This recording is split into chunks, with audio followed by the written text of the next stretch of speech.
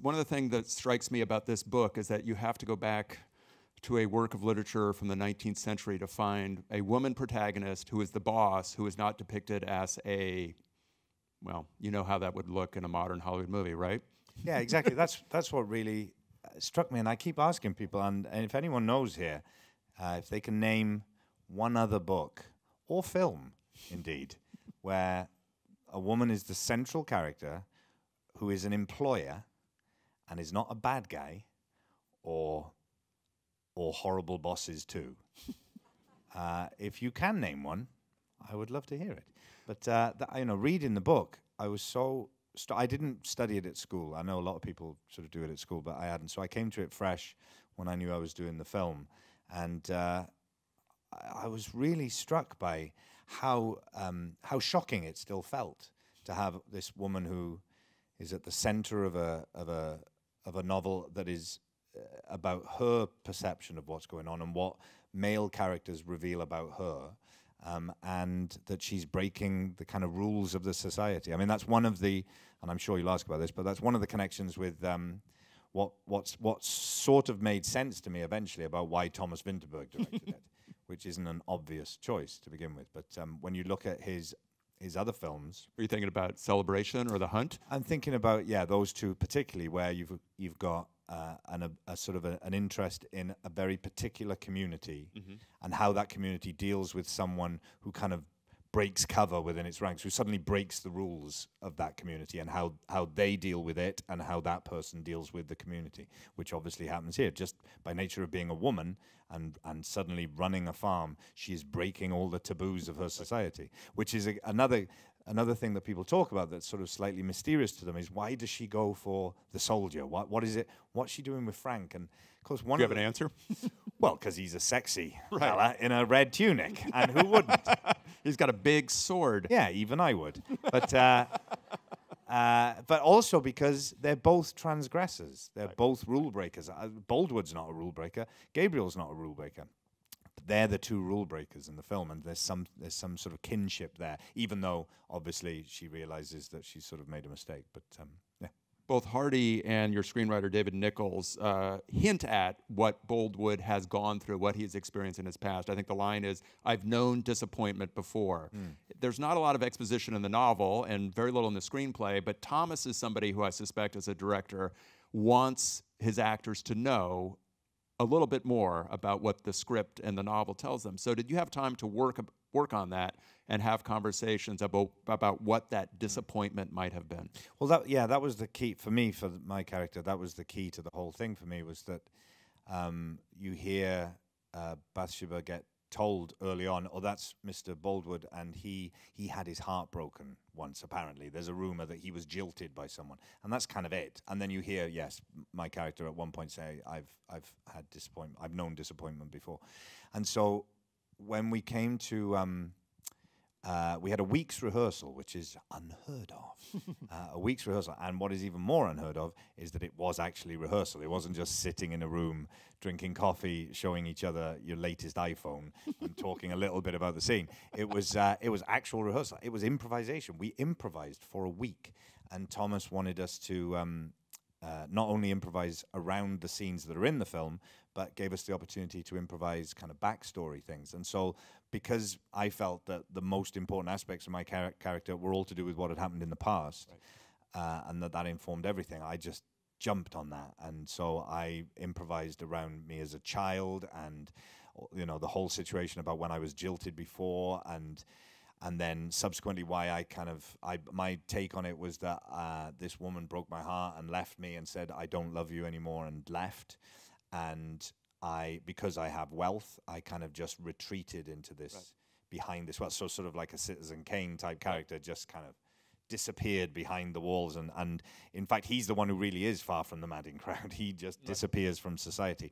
And so we did improvisations where Carrie played my sister, trying to lull me out of the place, out of the house, and that makes me even more kind of go, no, that's it, I'm done. So then, because the question I asked myself was, for a man who seems to have turned his back on society and women, why does he jump on this Valentine? What makes a man who seems to have have no interest in all that, suddenly obsessively jump on this thing.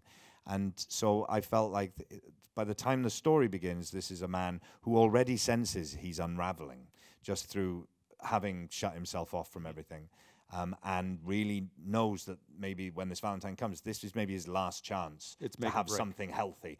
And when he senses that it's going the way that his last attempt at this goes, I think he spent years and years fantasizing that he shouldn't have just let that first woman go. He should have said, I don't care if you don't love me, just don't, please don't leave me, please stay. Right. And so he's already given so much of himself away, so that rather than him discovering, or us discovering as an audience, that he is losing all his dignity, losing his sense of self, when he says, if you're worried about marrying me out of pity, I don't mind. Right. That, like, he's given his self away. He has no self-esteem. That line itself can be both, sad, but also in some ways hopeful, if you know what I mean. That there's a way to play that, and I think the way you play it is interesting, that he is not a sad sack, that maybe he recognizes who he is and where he is. Oh, no, he's a sad sack. Okay. No, I don't. That's a flippant way of doing it. But no, I think he is desperate. Okay. And he's not pathetic, I guess, is the difference. Well, that's what other people see. Okay. I think he really does have a sense. I mean, part of what the pivotal scene for me, when I was looking at whether, do I want to do this? Because when you're playing a character who has such a big journey, yep, and he's not the main character, you need to make sure that there is enough material there to sustain the journey, And the pivotal moment for me is that scene where, after the storm, when Gabriel has sort of saved the harvest, really, and he comes back to check on how things are, and you haven't seen him for a while. You haven't seen him since he has found out that Bathsheba and Troy have got married. And when he comes and he has that conversation with Gabriel, you suddenly realize, oh my God, this man really is unraveling. This man has lost it. And that was really important to me, that not only is he losing his kind of grasp on things, he's also aware that he is as well. He knows he's losing his dignity. For a man who's described as being such a dignified man at the beginning of the film, she offers the possibility of something is opened up to him, and for his own reasons, he grasps it. Right. And when it doesn't materialize, I remember the first conversation I ever had with Thomas about the character. I said, I've got this image of in my mind of like a sort of monumental, monolithic engine of like Victorian Industrial Revolution kind of engine that has just lain dormant for years and is covered in rust and cobwebs and clearly hasn't been used for a long time. And slowly you just hear and the cogs start working, and slowly it starts coming to life, and once it comes to life, it just builds up a head of steam, and then it just can't stop. It's like a runaway train, and it just plows into destruction. And that's the kind of image I had for this man. What did Thomas say? Did he say yes? He said, I'm sorry, I'm Danish.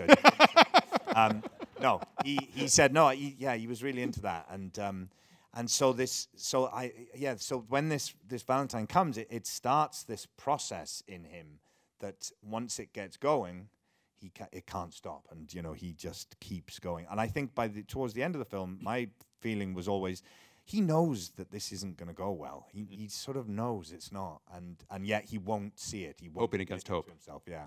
So when he does shoot Troy, for him to have gone from something that seems so hopeful, he's so boyish in a way. When he's saying, my favorite line, and I always say this because I made it up, is when he's going into the Christmas party and there's the Christmas tree outside, and he just goes, "Very good, we'll get more things," and I love that. It's so kind of random, but he's so sort of boyish about it. And there's a party because it felt to me like suddenly you see what he was like before he had his heart broken, and he associates that with being younger, and so all that excitement. But to go from that so quickly, and that beautiful scene with Gabriel where he says thank you to Gabriel, thank you for looking after her. I know what you've done. I know how you feel about each other. And there's no sense of I've won, or I don't know, there's something very tender and generous about what happens there. Well, and he also, he makes the most generous thing you can do. He gives up his life for her, basically.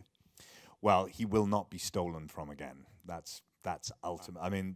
David Nichols, the writer, talks about the idea that in the novel there's a lot more about when a woman marries the man, all her property goes to, I mean, anything she owns is his. And so that's why Bathsheba marrying someone is, you know, it means her losing her farm. It means her losing everything. And the idea of property and all that kind of stuff. And there's a big thing to do with Boldwood where in the novel, I think he says something, after he shoots Troy, he says something along the lines of, "I'll not be stolen from again." He says, all right, something like that. And it's, you know, it's to do with this sense of killing property. himself even. Yeah. But my take on it was much more that he's not going to let someone leave him again. He's not going to have someone taken away from him again.